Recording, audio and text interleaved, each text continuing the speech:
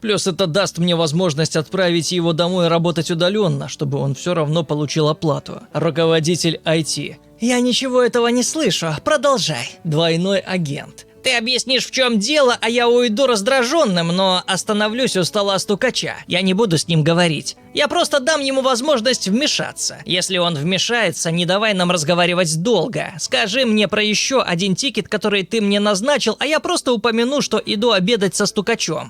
Ты знаешь, что он приносит обеды с собой, да?